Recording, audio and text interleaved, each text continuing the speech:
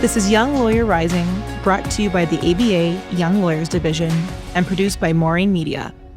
Welcome back, listeners. This is your host, Montana Funk. Today, I'm joined by Melissa Cecchine. Melissa is a seasoned financial expert with a passion for guiding individuals towards conscious financial management and smart wealth-building strategies that bring lasting peace of mind, financial stability, and freedom. Thank you so much for listening, and I hope you enjoy this really important episode. Good afternoon, Melissa. How are you? I'm doing well. How are you?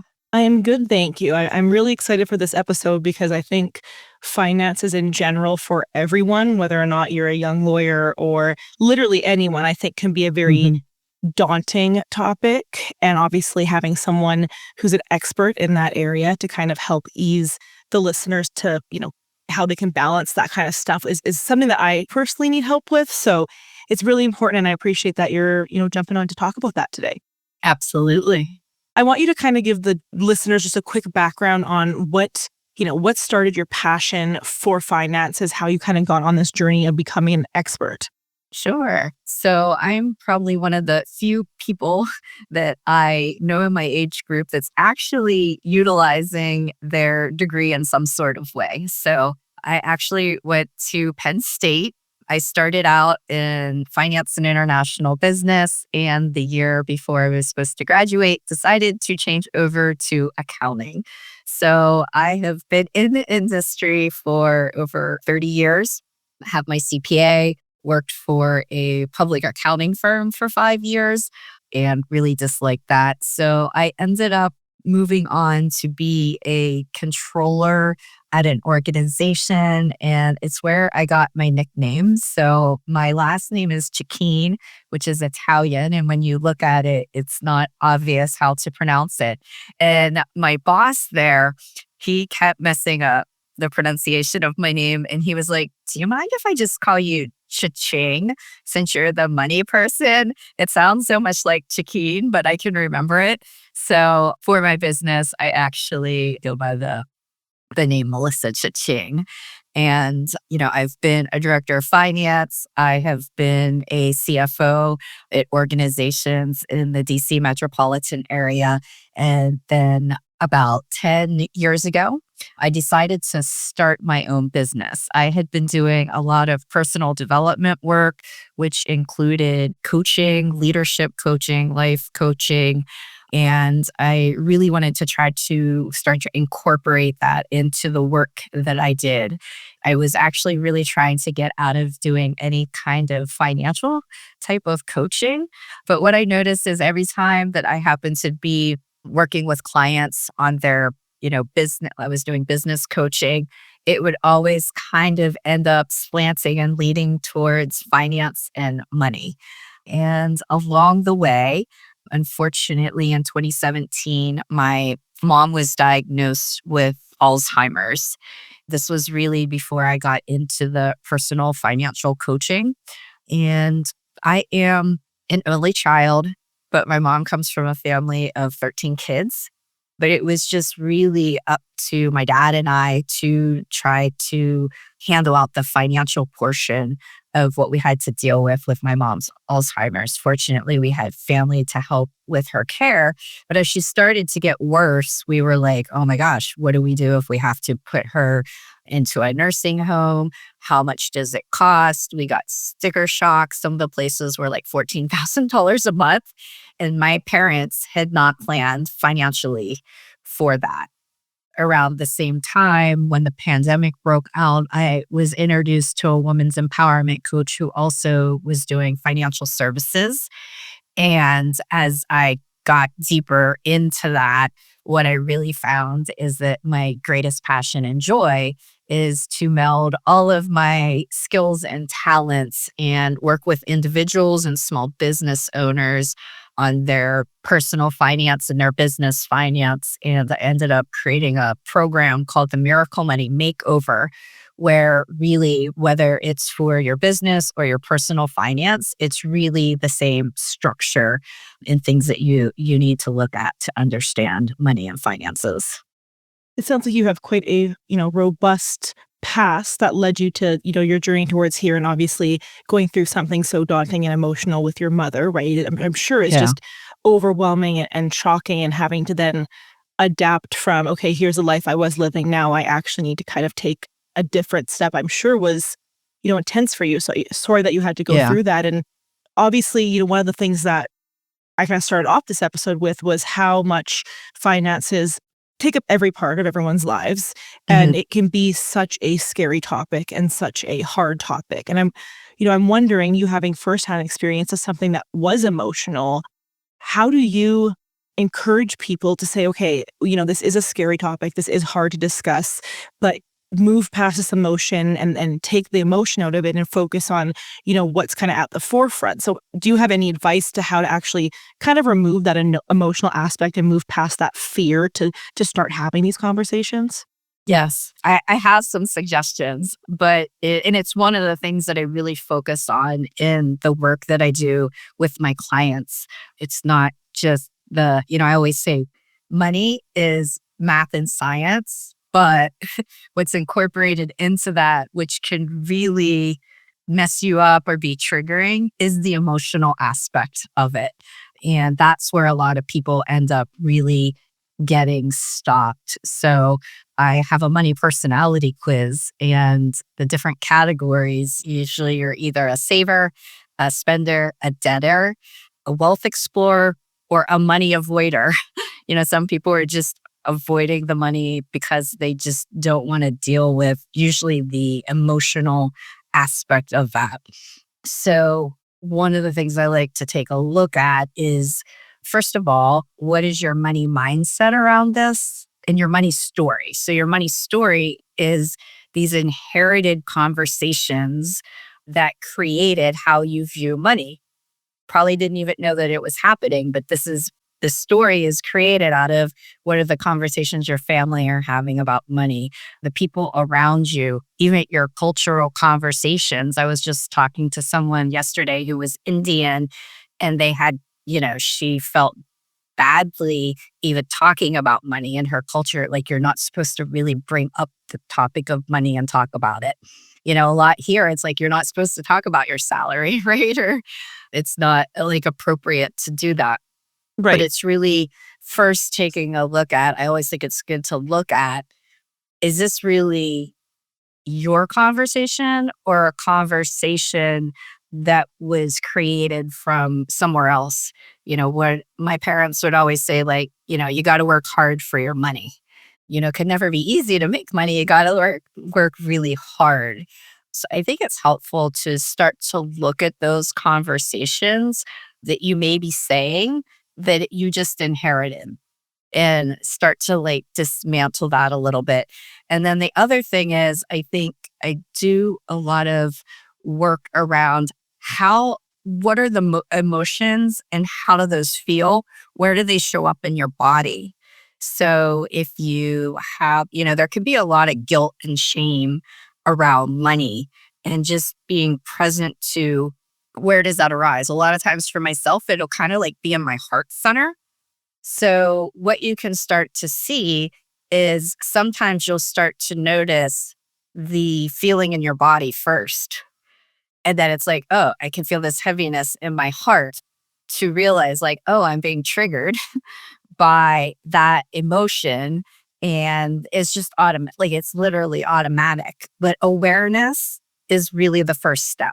So, it's really being more aware of those emotions that are coming up. And then oftentimes we automatically just respond to them, and we may want to avoid. But if we're aware, like, oh, this is coming up, but I actually have a choice. So the name of my business is A Conscious CFO. And my goal is really to have people be more conscious about their money. When I say, like, I'm a money strategist and a money coach, people are like, oh, I gotta like cut my expenses. I gotta create a budget. I can't have a latte anymore. And I'm like, I'm not that kind of coach. It's like, I'm really having you be more conscious of what you're doing so that you're actually making conscious choices. A lot of people just are in the habit of spending, or they have retail therapy. They want to feel better about it. And it's like noticing, like, do I really need that? Or is this just literally an automatic response and I need to feel like better in the moment, keep buying this stuff and keep, increasing your credit card debt? It's like, do you want to choose to be in debt or do you want to consciously choose like, oh, this is just an automatic response of something that I do? So I think being more aware is the first step. That's actually a very unique take that I haven't heard before. Because, like you said, when you hear finance, people are like, well, create a budget. You need to go through everything you do and then tell yourself, okay, you only have this much money on going out to eat, right? But in the long term, sometimes that's not realistic. Sometimes something comes up and you can't stick with your budget. So the mindset of the consciousness, I want to really elaborate on that 'cause I think that that's so unique and important in a different way that kind of helps, I think, prevent some of those people who are listening who say, well, what happens if I have an emergency? Or what happens if my friend's getting married and this month is more? How do I, do I have to say no to everything? Do I have to not go to the parties? So I really like that. And I want to take a quick break, but when we get back, I kind of want you to elaborate a little bit more on how you kind of meld that approach.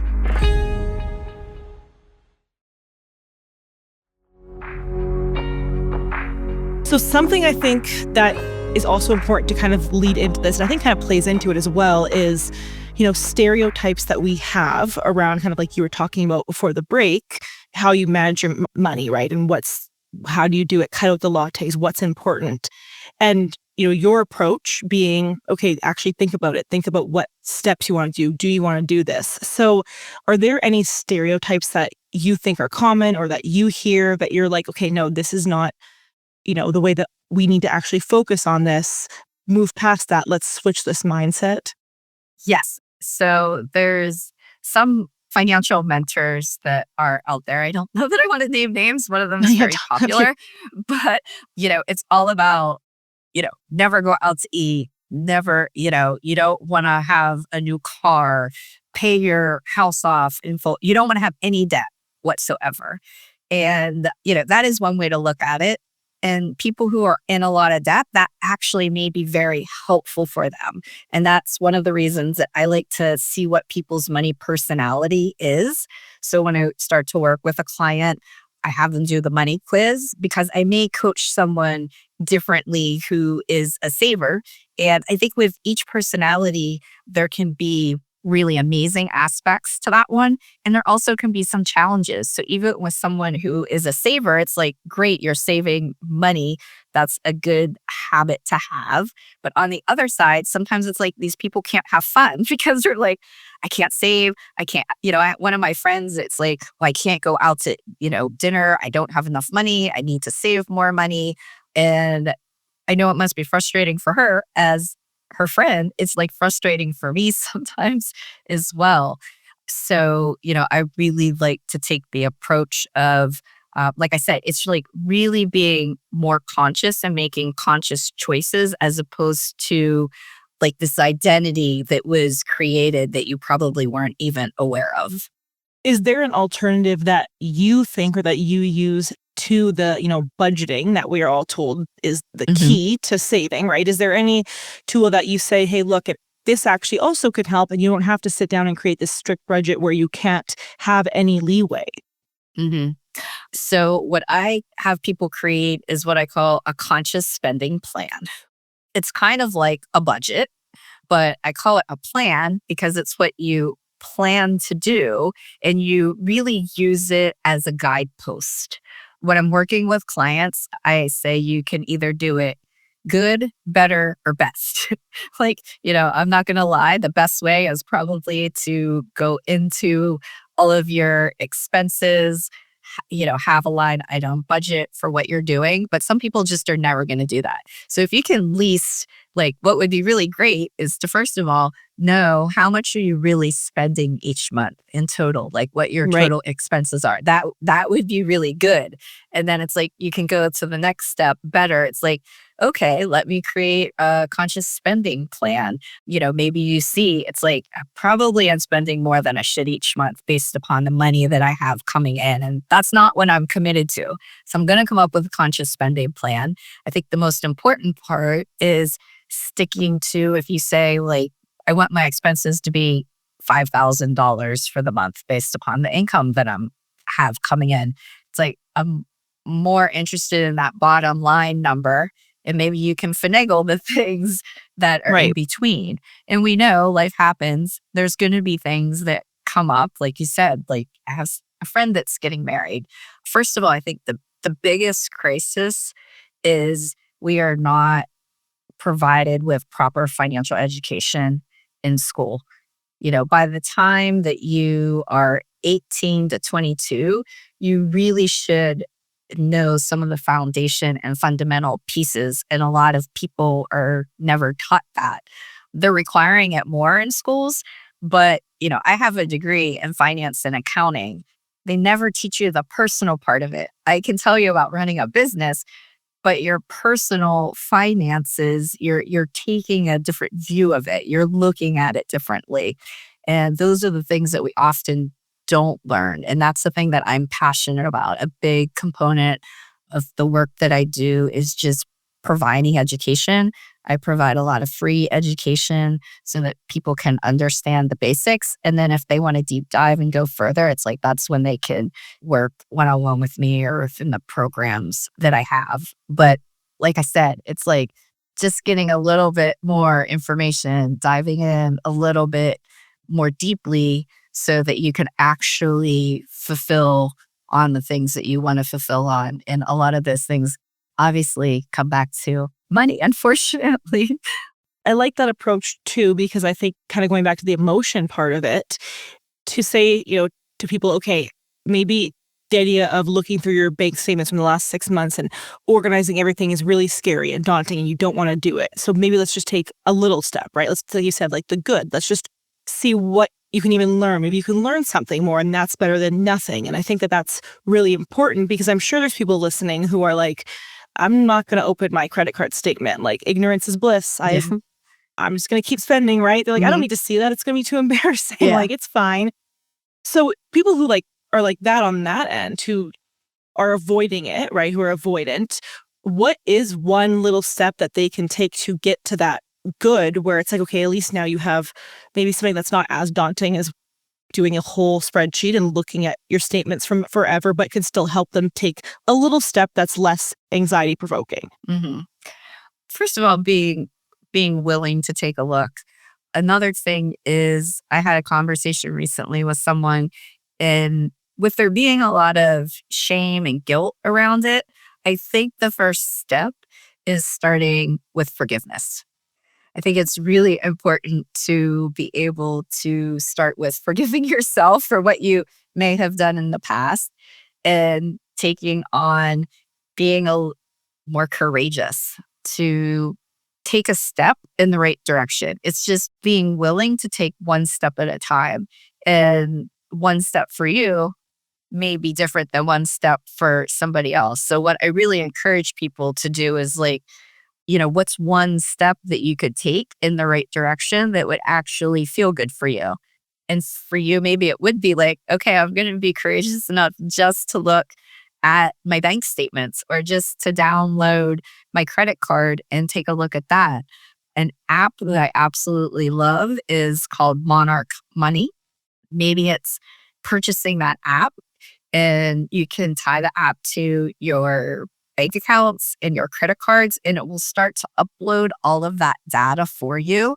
And Oh, it's wow. a great way, as you're spending money, you can start to categorize it. And then the first time you go through it, you can start to auto categorize. So then in future months, if you are going to this same coffee shop or restaurant, it will automatically categorize it for you. And then you can start to see and get an idea of like, okay, what are my monthly expenses? And I don't necessarily have to go in and get the data and sort it myself. It'll start sorting it for you so that you can get, a better idea of where your money's going. I like that. I'm gonna have to download that, because I think that is the issue, right? Or the daunting part, and of people who are listening feeling like they're stuck is, okay, where do I even begin, right? And obviously, Mhm. granted, you would hope that everybody who's listening who has credit cards is checking their statements so that they can make sure they're paying them off and whatnot. But it is to some people, depending on their life history, maybe like you said, talked about their background.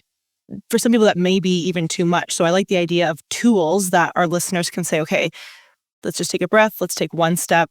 If it's overwhelming, I'll deal with that later, but let's just see what I can get to, right? So I want to take another break, but when we come back, I do kind of want to talk about remedies that can happen when someone has found themselves in a situation with finances that they are, too far in or don't know how to come out of.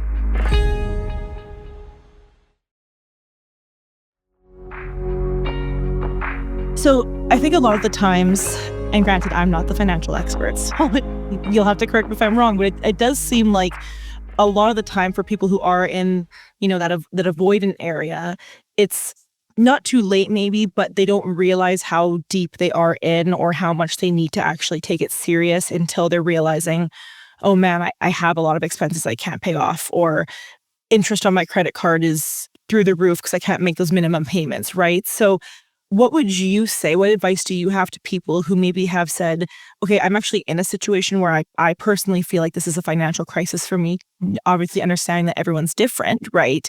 But for anybody who thinks for themselves personally, they're in this area where they're not comfortable and they want to get out, what's a piece of advice to give them to say, okay, here's the steps you can take to actually start coming back from that? I think the first thing is, like I had mentioned, a lot of this is the mindset part to get over the emotional part, especially if you are a money avoider. I think number one is to forgive yourself and give yourself a break. Unfortunately, we're not taught this.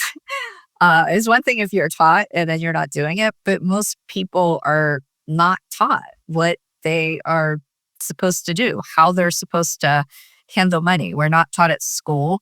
Oftentimes, our parents aren't teaching us because they may not even have good tools because they never learned.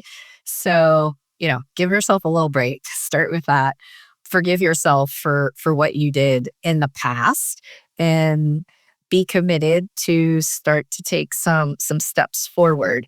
I think the thing that's really important is, unfortunately, you really need to know where you are to be able to know where you want to go. So if you know that you maybe have a lot of credit card debt and you want to get out of debt, I think unfortunately the first step is knowing where you are and how much that may be.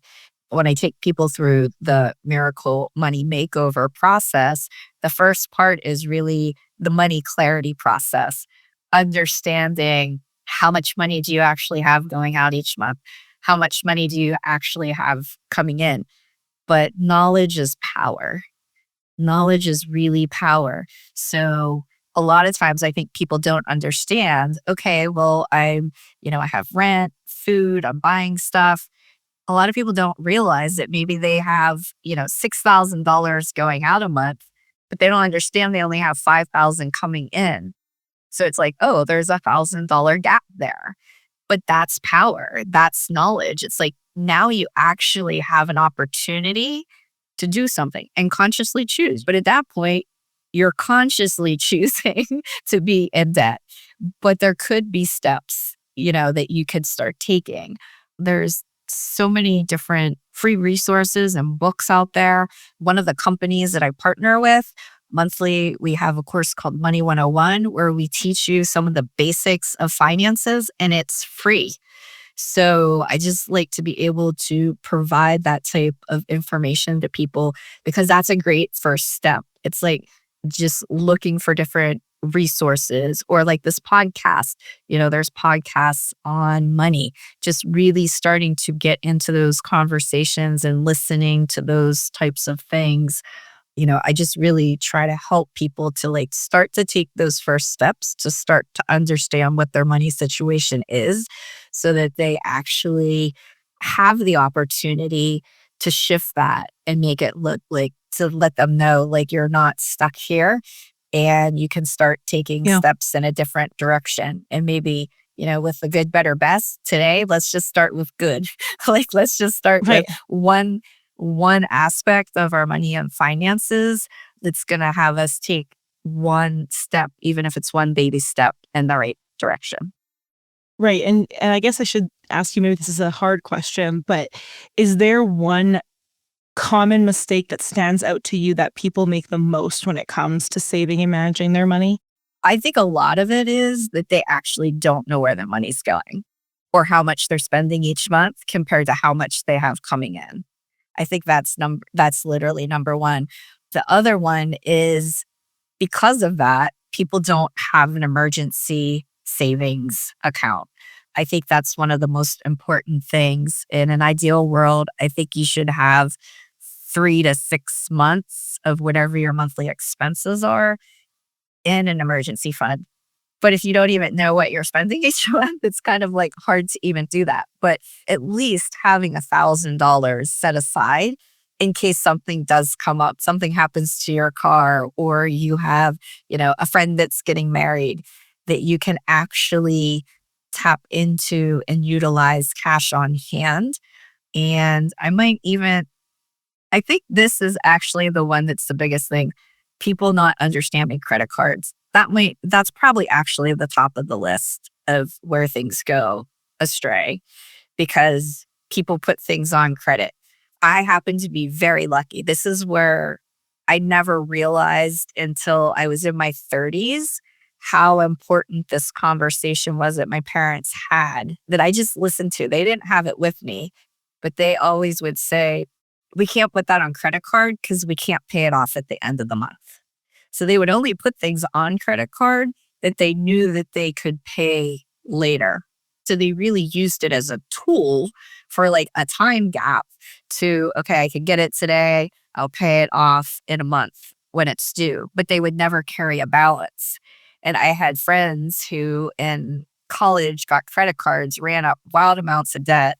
And because of compounding interest, it took them years and years and years to pay off, where I didn't have that from that one conversation that I happened to be lucky enough to overhear. But a lot of people may have parents who are constantly putting things on credit card and they don't talk about it. They just, I need this, so I'm going to put it on credit card. So I think if someone is dealing with credit card debt, it's like the game you could play is not put anything else on credit card and be trying to manage your money from whatever you have in your bank account each month. And when it's done, it's done. And then you really get to see, you're only spending as much as what you're bringing in, and trying to eliminate using credit cards as much as possible if you have a lot of debt on them. And I think people just live above their means because they don't really know in the first place. When someone comes and gets their first job, it's like, how do you know how much you should be spending on your housing and your food and how much it's really going to cost for you? And if you were in college and not making any money, and then you go to, making a good salary, but if you're living in an expensive place like DC, the cost of living there is very high, but all your money could be going out just to pay for your basic expenses. So people live above their means for what they're making. Right. And I mean, obviously the cost of living nowadays we're seeing it skyrocket, right? I mean, it's just everything is super expensive. And I'm very lucky that my dad is very good with finances. So he had that conversation with me, right? Like, if you're going to get a credit card, read the fine print because there's going to be interest on it. Things I didn't know, like you said, we don't learn that. We don't learn that, oh, there's a $40 minimum payment. I'll just pay that. No, because if you have thousands after that, you're getting interest on that, right? And so, like you said, it's very, the lack of education is kind of sad because there's so many people out there that you just hear, oh, I'm just going to put it on my credit card, tap. I mean, even in movies, right? Everyone's like, just charge it to my credit card. You just put it on that. And it just disappears. Yeah, right. And they're like, oh, and it's fine. You have to pay it? Yeah, right. Oh, I have to, what do you mean you're going to charge me more money if I don't pay off that, right? Like, it's the sad reality. I think that you're right that we don't know that, or at least when I was in university, we didn't have those classes, right? We weren't forced to take like a financial education. So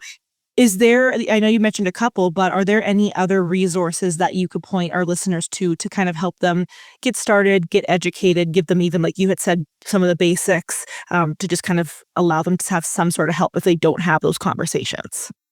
Yeah. Obviously, you can follow me on Instagram at Melissa Cecchine.